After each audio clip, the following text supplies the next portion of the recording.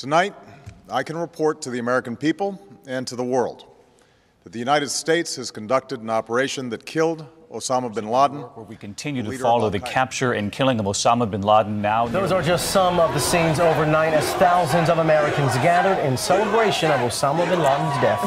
Former Navy SEAL Rob O'Neill says he has thought about the mission every day since that May Day in 2011. For multiple conversations you had with Rob O'Neill over the past year and a half, how'd you get access? And you described that his head kind of exploded when you hit him. I actually hit him 3 times because I shot him twice when he was standing and once on the ground. That is the fucking American badass. We are not going for fame and we are not going for bravado. We are going for the single mom who dropped her kids off at elementary school on a Tuesday morning, and then 45 minutes later she jumped to her death out of a skyscraper. If you need help, hang up and then dial your operator. I'm Rob O'Neill, and this is the Operator Podcast.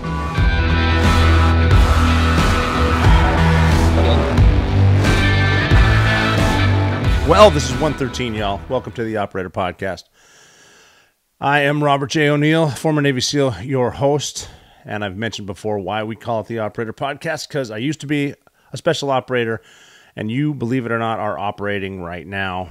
Whatever it is you're doing, if you're doing something for something else positively, you're operating, and I want to hear your thoughts at McHooyah, MCHOOYAH, or at the Operator Podcast on Instagram, McHooyah on X as well.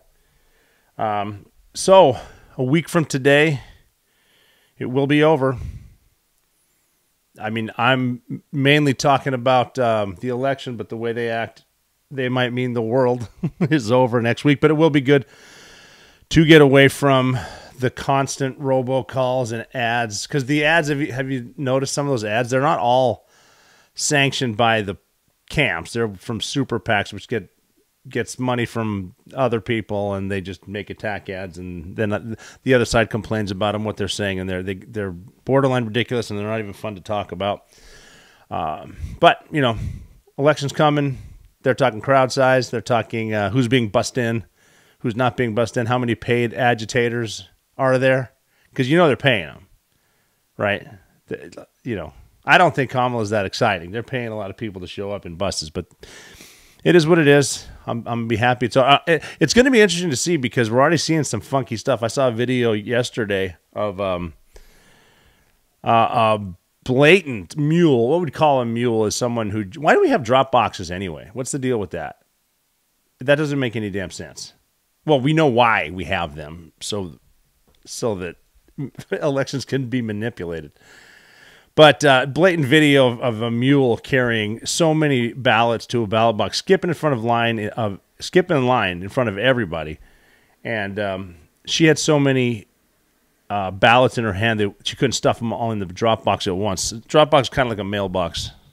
It's not in Portland or Seattle. It's a lot like a burning mailbox. But yeah, just blatantly stuffing a ton of ballots into a drop box. And does anyone on either side honestly think it's a fair election? It's not rigged by something? Do you really think that after all you see with the deep state? Because you got to figure the way this. I don't want to talk about politics, but the way it is right now, the people who are running the country right now will be the same people running the country if Kamala wins, because it's the way it works. The way it works down there is there are people behind the scenes with the big money who are telling people what to do, what to sign. You don't even need to pass laws through Congress anymore. Just executive orders and then mandates, and then you can have the EPA make a mandate, and all of a sudden it's a law. Or you see stuff too where there was one the other day where a woman from the GOP was telling people to stay in line and vote, and she got arrested and handcuffed. I don't know if something greater than that happened, but it wouldn't surprise me. A lot of people have been locked up for places they weren't even, and you see people getting dragged out of city councils and town meetings and stuff like that, and that's leaning towards a police state, which is where they say Trump will take you, but they've been in office for 4 years, 3.5 years. Anyway, someone back there is making the calls and they're going to be there still if Kamala Harris wins. I don't want to mispronounce her name because I'll get labeled something. But I'm just saying, Barack Obama's the only president who left office and bought a mansion right there in D.C. just to be close to the action, if you will. But the tactics they're using too, they're just down to name calling. The Democrats, I mean, they really don't. They're down to name calling and making sure you can murder a baby anytime. That's basically what they'll call it healthcare, but it is what it is. That's not my fight right now, at least. And we'll get into that too, as far as the way that, because this is the home stretch, the way they're treating each other. It's pretty funny. First, I do want to talk about MyPillow because the sale's still out there, and the pillows are awesome. I'm pushing the body pillow now. You can get one of those for $29.88 with code the operator. If you go to mypillow.com, go to mypillow.com, check out all their deals. What happened there was a store placed an order, and then they unplaced the order, and there's a big load. There's such a big load at such good prices though. You're limited to 10. So go there now. Use code the operator, one word, at mypillow.com, and the classic MyPillow $14.88, queen size MyPillow $18.88. Like I said, the body pillows and the multi-use is $9.88. Limits 10, but go to mypillow.com. Use code the operator. Highly recommend the body pillow. Go get it now. Or the number you can call is 800-924-7208. And that will get you the discount code as well. So go check those out. Get the body pillow. It's going to be worth your time. Sleep like an angel. So we're into, like I said, the election stuff. It's not the most fun to talk about. There's funner stuff that we could be talking about, but lately they're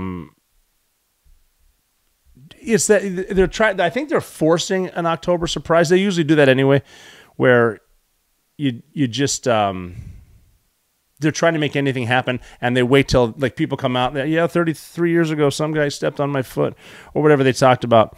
But yeah, it's just. Well, you know what I saw the other day. I gotta caveat that. Do you think the media is telling you the truth, or are they a propaganda wing of the government? I think they're a propaganda wing of the government because a lot of people are in cahoots. They like the stability of the deep state, and they don't want to see it ruined. And Donald Trump will come in, and they don't hate him because of all the names they call him. You can't believe that for a second. If you look back 80s and 90s and 2000s or wherever Donald Trump was, he wasn't being called anything. When he was running The Apprentice, he wasn't being called anything. When he was going to receiving awards next to Rosa Parks, he wasn't being called anything. But now he's being called everything, and he's been convicted of 34 made up charges or whatever. He was impeached twice. They're just coming after him because when he first went in there, I think he went in there thinking, this is Trump. As a businessman, I can go into D.C. and I can negotiate, the art of the deal between the left and the right. But then he realized that with D.C.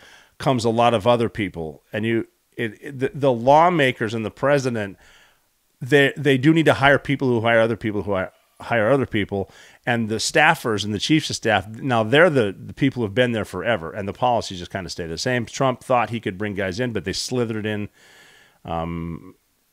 General Kelly's making comments about how Trump said cemetery were suckers and losers, and he has to be he has to have said that because General Kelly said he said that. But did you know General Kelly's also, I think, a board member of a company that's major income is for building shelters for migrants in this country, and Donald Trump will shut those down. General Kelly loses money. That's kind of how D.C. works. But the point I was making is this time, as Trump's coming in, I don't think he's going to mess around. And look at his team. Tulsi Gabbard is in there, and she was a Democrat. I think she ran Bernie Sanders' campaign in Hawaii, so she's not exactly a right winger. We know RFK Jr., and you do love some of the stuff he says, especially unearthing the conspiracy theories, and then the stuff about the jab, getting the vaccine, and the lockdowns. But be careful getting too excited. You do not want to see his climate policies. But and Elon Musk obviously is on his team. And he's a admitted liberal, but he's on board because it's for the country. But the reason the swamp hates him is because he's going to come in this time, knowing DC, having been. By the way, he was in the White House for 4 years. I don't know if you know that. He didn't lock up his opponents. The Democrats did that. But he's going to do it again, and he's going to come right after you, and it's going to be a police state because they're afraid he's going to uncover what's actually going on in D.C. You know, little things like the Epstein list. A lot of powerful people on there probably that don't want their names out there. The JFK files, I'm dying to see that. Still haven't released those. Did you see in the interview on Rogan where he said that he was shown the Kennedy files and he didn't want to release them based on what he read? What do you think that means? I mean, does it mean someone who was involved is going to be named and they're still alive? Or are you just afraid their phone number and address will be in there? You know, you can edit those out, but what do you mean you don't want to know what they were doing? Shouldn't they be held accountable? If our government was working against us and killed a president, shouldn't someone be held accountable other than the guy that was a patsy that was executed by a gangster? Yeah, he's going to uncover stuff like that, and then then you maybe, hopefully, if he gets elected, if you're undecided right now, which you really shouldn't be undecided at this point, for whom you're going to vote, but if you're on the fence, or even if you're voting for Harris, you got to figure if Trump gets elected, he might even unmask the files of what we know about aliens and extraterrestrial technology. But yeah, they definitely don't want to know what's actually going on in Ukraine, and has been going on in Ukraine for a long, long time. And you don't need to listen to what I'm saying about that. Just go do some research. Well, maybe. Good luck, because like we mentioned, the propaganda arm, the media, and it's also social media. If you've noticed, they block a lot of stuff. They shadow ban a lot of people if you say the wrong thing, especially now. I have part of my Instagram still locked down because I posted a word salad meme of Kamala Harris back in July, and I'm still shadow banned because they don't tolerate that shit. Free speech, my ass. By the way, that'll go away. It's already happening. They're talking about censoring speech because you don't know. They know better than you. The government is telling you they know better than you. It's like when they insult someone from the inner city saying they've never heard of computers. Are you kidding me? But the Democrats have been saying that. It's nuts. What, like, even this propaganda part, the Washington Post recently announced that they're not going to endorse a candidate for this, and I think they had a lot of members of one of their advisory board or their op-ed board walk off because they're committed leftists. But Jeff Bezos is trying to pretend he's moderate. He's not, but he's pretty rich, so I don't think he cares what I think. But the Washington Post put a quiz up. I want to talk about this. This is cool. And watch how they lead the sheep, and listen to how they word the questions. But they put it. I'll read you the questions. But it's it's an opinion piece, and the headline says voters prefer Harris's agenda to Trump's. They just don't realize it yet. Isn't that sweet? We'll show you the way to go. We'll feed you, baby bird. Take our quiz, and here's the quiz. I took it yesterday. It's a 1 through 5, kind of like on a psychological evaluation. 1 being strongly oppose, 3 being not sure, 5 being strongly support. But then they start doing the wishy-washy, almost double negative type speak. The first question, it's not a question. It says increasing the number of school-based mental health counselors. That's the first one. I strongly oppose that because I don't need more government employees piping shit down my kids' heads. Ending the automatic granting of citizenship to children born in the U.S. to undocumented migrants. Now, this is an old one that's been around pretty much forever.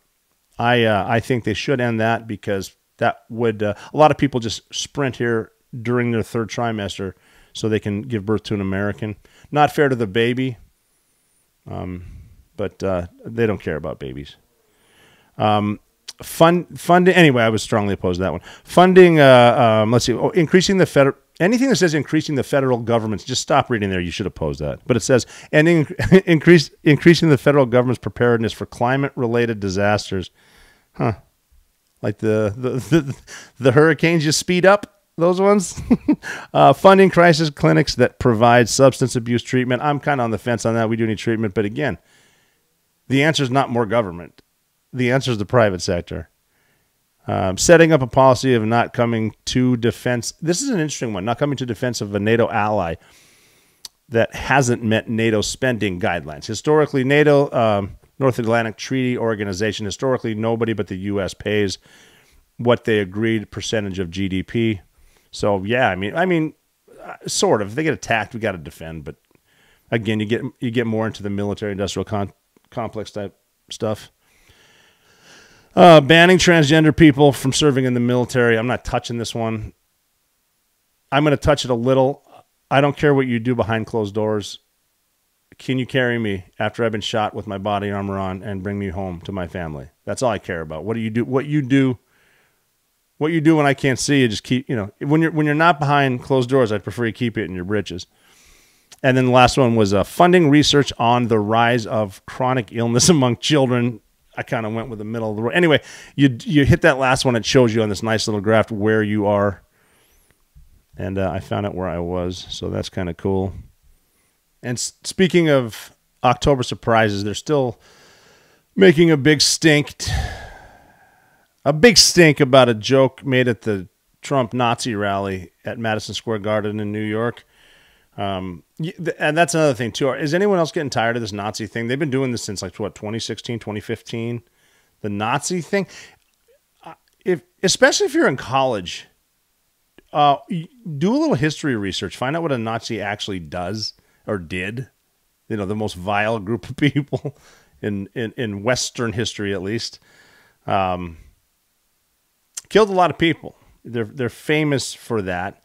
But at the Trump rally, every religion was there, straight and gay people, and there were Jewish people there, even praying, even hung an Israeli flag there. And I think that's a bad take if you're at an actual Nazi rally, but that's what they're calling him. Nazi, Nazi, Nazi, fascist. That's all they have is name calling. He's in it for himself. He's not, dude, if he was in it for himself, he'd be at his friggin' mansion in Mar-a-Lago and golfing every single day with his beautiful wife, and all this would go away if he wasn't running, and he would enjoy everything. But he's not in this for him. That can't be a fun job anyway. You imagine how most presidents are up and at 'em all the time. Some of them are sleeping a lot of time. You know that Joe Biden's still the president, right? Just throwing that in there. But anyway, at the Trump Nazi rally, Tony Hinchcliffe, who is a roast comedian, he's really good too. He's one of the best in the world. He's he did the Tom Brady roast. He's pretty famous for that one. I'm not going to repeat those jokes because I can get in trouble because I unfortunately am not a roast comedian. But I do have a roast card, an official Navy letter designated roaster. We used to have Christmas parties and whatnot. They would ask me to tell stories, and I did, and that was fun. But he made a joke and he said something about there's a floating island and of garbage, and it's called Puerto Rico. It's a roast joke, probably not the best venue, but they bring in talent, and it keeps the crowd going. And the crowd, even the crowd reaction was the way you react at a roast. It's but then the left wing media, that just the propaganda machine started going after him. That's again the media and social media, a lot of social media, and they're jumping all over this. And a lot of people say they were offended, but I don't think anyone's mad at this personally. Whatever. I've been to Puerto Rico, but I'm not Puerto Rican. If you said Montana was a floating pile of garbage, we'd have a lot of things to talk about because it's not floating. But there's a lot of land out there for landfills. But I don't think anyone's really mad about this. I think they're kind of just making it up because the October surprise type stuff that they like to do, because they're trying to get anything to make people, not everyone, but to make certain groups vote for him. A woman came out, last week? I forgot her name. She's not even in the news cycle anymore, saying she was sexually assaulted by Donald Trump 35 years ago. The typical leftist move. And we used to believe, we didn't used to believe it, but we had to pretend that we felt sorry for people. We had to pretend that, what's her name, was Christine Blasey Ford. You got to believe her because she was touched by someone in high school at a high school party. That's just ridiculous. But there was an article written by the Global Press Journal in 2021 by a woman who was born in Puerto Rico, has a master's degree in the history of Puerto Rico, and she specializes in climate around Puerto Rico. And she wrote that article, Global Press Journal, that says, "Trash crisis leaves Puerto Rico near the brink." Trash crisis brings Puerto Rico to the brink. That's the title of the thing. No one was outraged then. Because an expert said it, and a guy makes a joke at the Trump rally. It's but they don't. Well, I don't expect the college kids to, but like the communists who are in charge and are in place in a lot of places, they should remember a little history. Because they always, if you're going back to Nazis, right? And I heard Carl Higbee mentioning stuff like this last night on his show. But if you're going back to the 30s and comparing him to Nazis, go back to the 20s. 1924, the DNC was actually nicknamed the Klan Bake. And one of the two major candidates for president was openly supporting the KKK. That's not good. The New York Times reported that it said the most powerful bloc of the Democrat Party was the KKK. I'm not saying it now. I'm just saying that this is what happened in the past. In 2010, Joe Biden provided a eulogy for Senator Robert Byrd when he died, and he was a recruiter for the KKK in the 1940s, which there were Nazis around then too, but we don't bring that up anymore because that's the past. And if you there's nothing to learn from the past, right? And these are the joyful warriors. I am so excited for this election to be over. They're pretending they're the joyful warriors. Remember that when they were pretending to be excited about Kamala Harris, even though she's never gotten a vote, even though there was a coup against Joe Biden in open air, a coup. You know, ever think about why they did that? What dirt they have on Joe Biden? How did they? Well, naturally they're coming out saying, because he is still the most popular president in history. You know, he got the most votes in history. You know that, right? In 2020, he got the most votes in history. It took him a while to count them, and they kept coming in, and man, he nailed it at 3 a.m. But he's the most powerful, popular president in history. Wouldn't you think if you had the most popular president in history, you would at least run him for a second term? It's almost like they were lying to you about his health the entire time. It's almost like that, isn't it? Sharp as a knife. Man, I got to run. He'd do that fake jog thing. You ever look at his schedule? Nothing.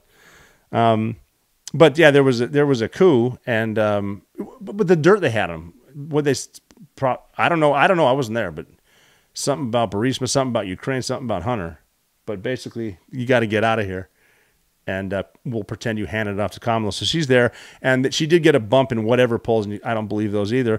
But then they're screaming joy and love. Remember the DNC, the joy thing? And they actually had American flags at the Democratic National Convention, and they actually had paid agitators trying to chant USA, the most awkward USA chant ever, because they hate this country. But that's it. And you know, but now they're done with the joy because they're doing so poorly. Now they're relying on other means. They wouldn't win at the polls if we had the polls. I don't think anyone thinks these elections are legit. But now they've resorted again to screaming because they're full of joy. But now they're screaming, "Never again! Never should he be behind this this podium," just screaming that. And then Kamala just rolled up. I think her last whatever she calls them, not press conferences. She doesn't do those, and she doesn't explain her policies because she doesn't have any, other than middle class. I worked at McDonald's. Did you see that Photoshop picture? I'm not making this up. They found a girl who worked at McDonald's. And they found a white girl in a McDonald's uniform and superimposed Kamala's face on it. And they're like, there, done, no more. It's like that picture of a pregnant Michelle Obama that you've never seen. But in her defense, in everyone's defense, they still haven't released the photos of Bin Laden. So what do I know? But she had her event in D.C. And now they're back to Nazis and screaming about January 6th.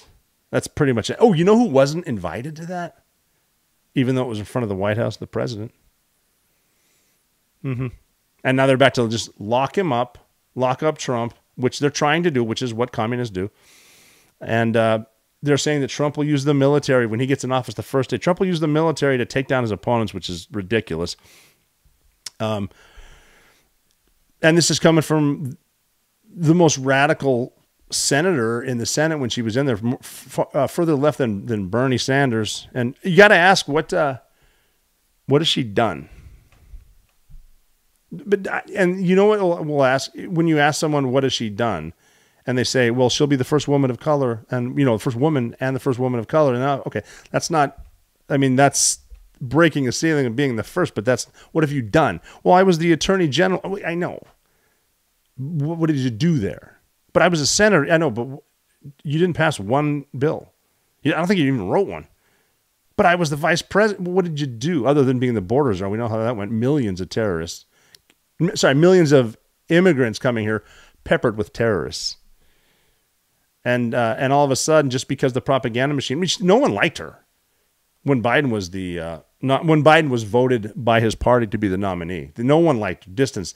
Then they need her, and all of a sudden, see how the media just propped her right up, and she's the greatest thing since Barack Obama. But that's what they do, man. This is propaganda. If you can't see this, I can't help you. I mean, stay here. I'll try to convince you. I love talking to you, but if you can't see what's going on, you need to watch more Twitter, X.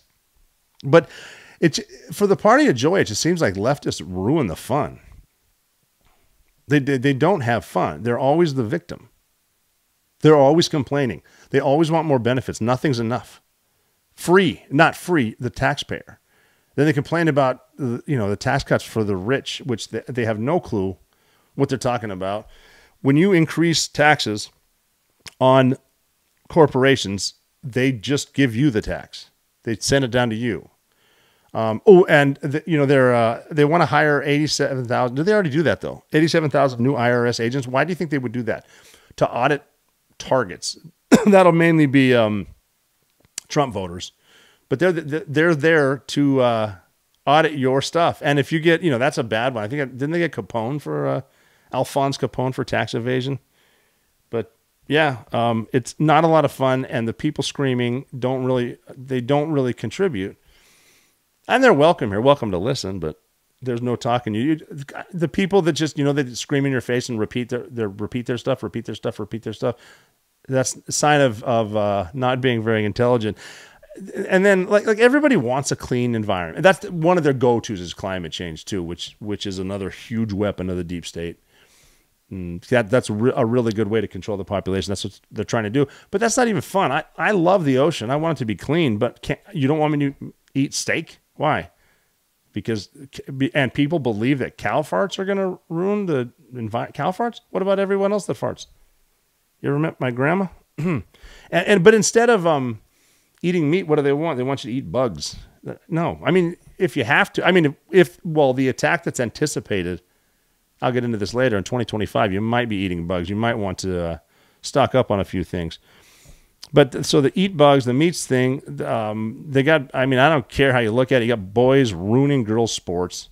Do what you want, like I said, behind closed doors. But if you're hurting someone else, I don't know, by taking their scholarship away, taking their lifelong hard work and just ruining, beating them up in the Olympics.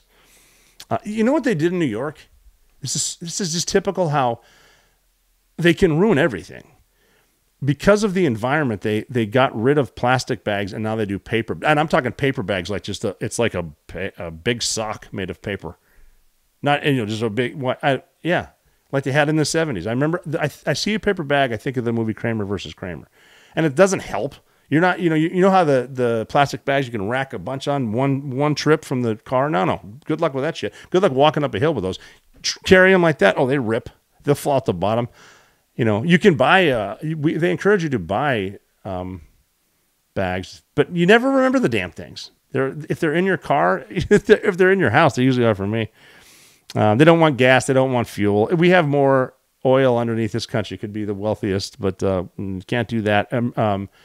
EV only, electric vehicles, everything. And they're proving that doesn't work, and then calling them Nazis. Enjoy. It's not just fun. There's nothing fun about that. But that's that. Just the name calling and the everything else, and there are no policies being, there's no policies out there. So I'd like to get some before we vote. Voting's next week, and if you're not ready, just think it, because they're kind of targeting right now, I think, middle class families in the Midwest who are kind of insulated from the big city. They're not paying major taxes because they don't live in the cities. They don't see a lot of they will. I mean, you're in your comfort zone right now in the Midwest. They're going to start importing migrants. Just you wait if Harris wins this. So just because you don't like, Donald Trump because he's a Nazi, do consider your town being invaded.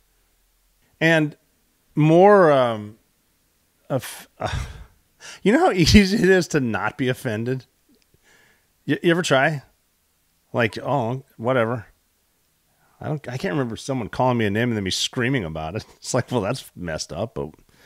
But yeah, just this fake outrage. And then the way that it works is there are meetings every day at the propaganda buildings, and they decide what the theme of the day is based on which network you're on, and you're gonna go with that. And then I used to be on cable news quite a bit. The way that it works is the producer of the show, and just to be fair, every place I've been, every media outlet where I've been, the producers have been great, and the honor talent's been great. I mean, the smart people, definitely agendas there. But the way it works as a guest or a contributor is they will write up the talking points, or give you the articles, and then you send them back what you want to say. So people know kind of, even if it's something you don't know really much about, they're going to send you stuff and like study it 10 minutes. You'll know enough to talk for 3 minutes. It's not that hard, but they knew this was coming on CNN. There was, you know what I didn't like? I didn't like PBS. They were horrible. I hated them. But anyway, CNN, they've always been good to me too, just to be clear. Haven't been on there in a while. Don't know why.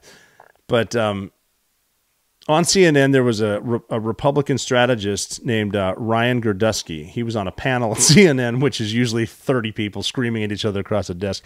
But he was in an argument with Mehdi Hasan, who is he's a pro-Palestinian dude. He's a journalist, and in his defense, he seems like a pretty smart guy. I mean, just because you disagree with someone doesn't mean they're stupid. But if they keep repeating and repeating and repeating, they're stupid. And I repeated that twice this podcast, so don't judge me, pal. But they were arguing about something, and obviously Girdusky's a Nazi, and Mehdi Hasan, they're calling him stuff, and it's a fun back and forth. And they said something about pro-Palestinian, and Girdusky goes, just something along the lines of, well, I hope your beeper doesn't go off. Because the beepers that Mossad, the Israelis, used against Hezbollah, brilliant, by the way. They stuffed those, I don't know how long it took, stuffed those beepers full of like Petin, which is fast and explosive, and timed it so that when the command detonated, when the pager goes off, it would blow up 3 seconds later or 5 seconds later, because they knew it would beep. What's that? Pow. Or it stayed on their hip and it blew their twig and berries.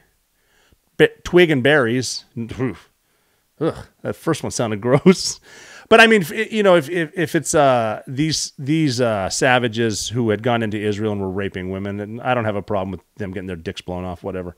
But he said his beeper went off. And if you, just for fun, at RJO Apparel, we made stickers, like little, computer stickers that you put on your computer.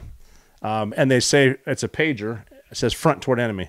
It's pretty funny. RJO Apparel will get you that. You can follow them on Instagram too, RJO Apparel, APPAREL.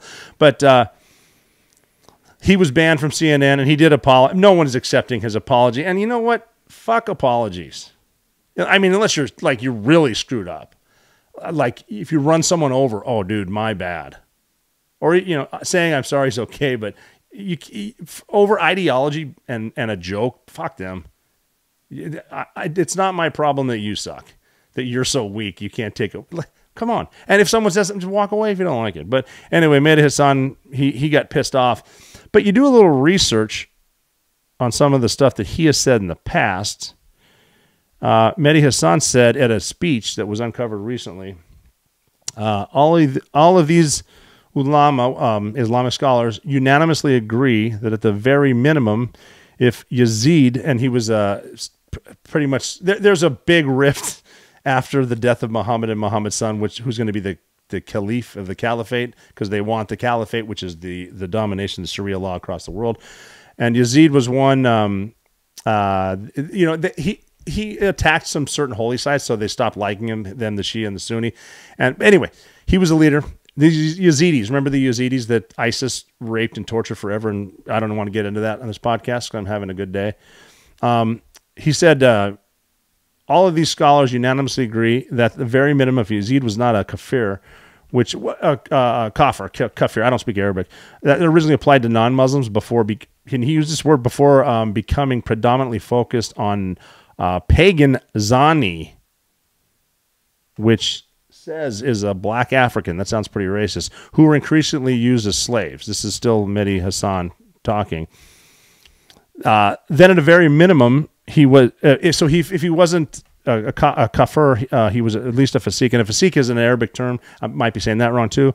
Referring to someone who violates Islamic law. Is considered unreliable. His testimony is not accepted. They're depraved sinners, essentially. Then back to it. So he's at the bare minimum, he was a fasik, a transgressor, a breaker of Islamic laws, a corrupt individual, a tyrant, a killer, a drunkard, a dog lover, prick, a music lover. Wait, what? A homosexual, a pedophile, a sexual deviant, someone who has slept with his own mother. Yeah, that's what Hassan was saying about what appears to be a sermon on Islamic law. He also said, in this respect, the Quran describes the atheist, that's us, well, not necessarily us, but all of you atheists out there, listen up, left. In this respect, the Quran describes atheists as cattle of those who grew the crops and do not stop and wonder about this world. Basically, he's saying if you don't follow what he is saying, you're garbage. How about the dog lover, man? He was insulting him by saying he was a dog lover and a lover of music. All right. Hello, everybody I know. That sucks. Okay, so that was the guy that was offended, Mehdi Hassan. He was offended on CNN. Now, here's the cool part, though. Okay, bear with me, because he is obviously on the Palestinian side, but he's saying he's not on the Hamas side. After those tapes came up, he did apologize, and that would be okay. That's something you should probably apologize for. He did say, I think on Twitter, speaking without notes and trying to be bombastic, I made stupid, sweeping remarks about non-Muslims, especially atheists. I cringe now when I reread those remarks. I made stupid, offensive analogies to animals. Okay. A-R-G-H, that's the arg. So he wrote this, and he said, I'm embarrassed to have to write about all this again. This thread continued, but I don't want to defend or explain it today. I just want to say I'm sorry.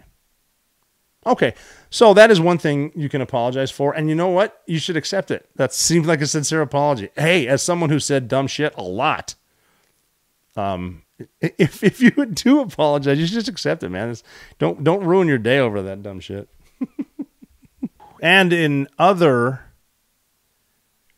bad policy news, I would like to. I went to a lunch meeting yesterday, and I was talking with a friend about overseas activities and stuff that's not being covered. And we picked a spot that was close to my bank. I had to do a little banking after lunch. But what we were talking about was how Afghanistan's going. They're not exactly in the news anymore because we all know what happened on the worst withdrawal in the history.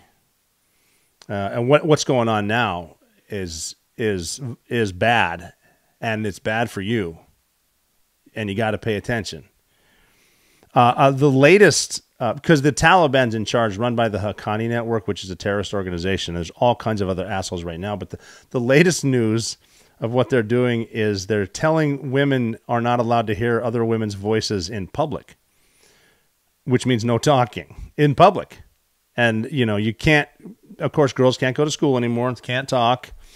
Seems pretty oppressive. They're handing out lashes. Like you get like 38 lashes for I think she got it for running away and then running away because it's pretty bad there. But there's nowhere to go because you're stuck there. But like even now they can only in the home discuss anything with male relatives, but they're not even allowed to talk about their medical issues because that's this is some Sharia stuff right here too. So you do want to pay attention to that, especially when you're out there cheering free Palestine, and then that's what they want. They want these laws. So and there's mass sexual abuse when they take these women to prison. So if you can imagine, they're not always guilty of anything. They're just going to go to prison to please the guards, not in the way that they like to. But there's other stuff going on in Afghanistan, which Dakota Meyer. I talked to him yesterday. He was funny about that women can't talk in public thing. He was like, maybe I need to get a Taliban commander in the back of my car so I can get a little peace and quiet for a change. But it's not funny. But here's what's weird, because a lot of people say that Hamza bin Laden was killed. That's one of bin Laden's sons. But there have been really good intel analysts saying he's been alive, and they faked his death because, believe it or not, terrorists will lie to you. Also, that's in their little bag of goodies. But in 2022, Hamza bin Laden allegedly returned to Afghanistan, and so he's with what's his name, Sirajuddin Haqqani. And what they want to do is advance Osama bin Laden's original plan to unify all the jihadi factions in the world. So basically what they're saying, because there's different sects, I mentioned sects of Islam, but the radicals want to kind of unite. And we're talking Shia Sunni type stuff, which you're seeing right now, I mean, in and around Israel. But what they're trying to get together is all the Al-Qaeda branches there, AQAP, AQIM, things like that. And then they're trying to get Al-Shabaab there. That's the Somalis. And Taliban, and then Abu Sayyaf, another terrorist organization. Al-Qaeda's military operations head, he released a statement asking basically everybody interested in a global jihad to return to Afghanistan. And that's everybody. So like Hamas, Hezbollah, ISIS, the Houthis who are down in Yemen, Al-Aqsa Martyrs Brigade, and by joining forces and stopping fighting each other, like I said, the unification of these teams, they can establish their ultimate goal, which is a vast caliphate. Well, not their ultimate goal, but right now is they want to get into a caliphate spanning Africa, the Middle East, and Asia. So that's a lot of the world. And they're urging the Shia and Sunni to get together. Collaborating is prioritizing the caliphate. They're always trying to bring up the caliphate like is the global domination. And they're looking at what they call priority countries with unstable governments right now. So they're training in Afghanistan, unstable governments in places like Iraq and Syria and Somalia and Yemen, Bangladesh, stuff like that. And the U.S., with us, we're going to withdraw from Iraq and Syria by 2026. You're going to see a resurgence of like ISIS, like the Taliban did, like we see too many times, because we refuse to win a war. But again, that's the problem with a lot of people who are in the military-industrial complex. They want to keep wars going so they can keep making stuff because the contract they're getting paid for has them do this. But right now, the Haqqani Network and these foreign fighters, the foreign terrorist groups, they've got 30 training camps across Afghanistan. There's 30 that we know of right now. And guess what they're using as their training camps? Well, the bases that we built, that we left for them. And guess who's overseeing these facilities? Abdullah bin Laden. Another bin Laden involved. This is super duper. It's Osama's, it's his oldest son, and they're training up to 30,000 fighters monthly and everything. Small arms tactics. We saw their parade, so they can march. Urban warfare. I mean, they're getting trained up. And this is crazy because you remember like the one piece of footage and all they had was that one set of monkey bars? But now they've got, figure this out, they had one set of monkey bars. And now they have fitness centers that we left.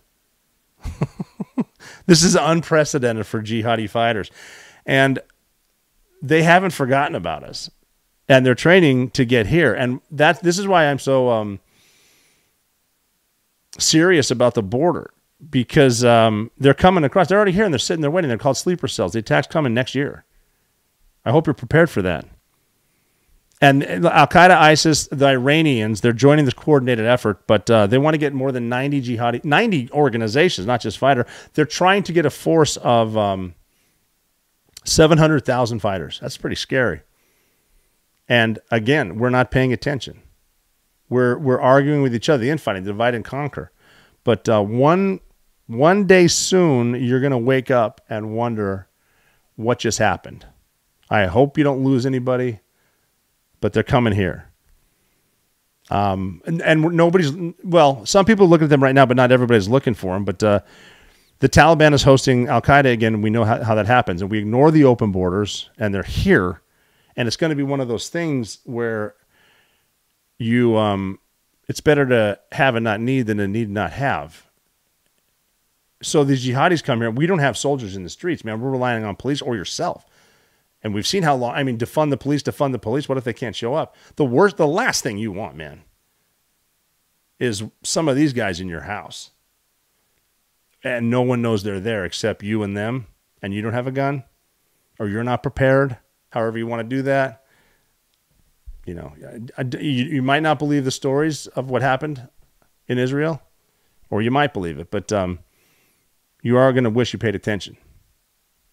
But that's what we were talking about. Take that serious. Take the border serious. When you go to vote next week, take that shit serious. You might not like Trump, but you'll love your family. You got to close that border, and then we got to get the people out of here that are already here. And you know what? We're going to look at this podcast in a couple months, and we'll see if I'm right. I don't want to be. I hope I'm wrong. I hope it never happens, but they're here. But we talked about this at lunch yesterday, and I brought up the lunch because for some weird, like, lunch is a Cobb salad, right? Like, have something light. You got some day left in you. I decided it was time to do a big ass steak, mashed potatoes, French onion soup, a salad, obviously. I think I had a half a gallon of iced tea, and then we decided to finish it off with a double espresso. And the place I went, they served this really good Italian coffee. So that much food at lunch, an hour and a half conversation, double espresso. I had to go. Like I said, I had to go over to Wells Fargo to my bank, and that's after this lunch. I went in there and I made 2 deposits. If you know what I'm saying. So yeah, pay attention to what's going on. Keep your man wipes on you, and you're never out of the fight.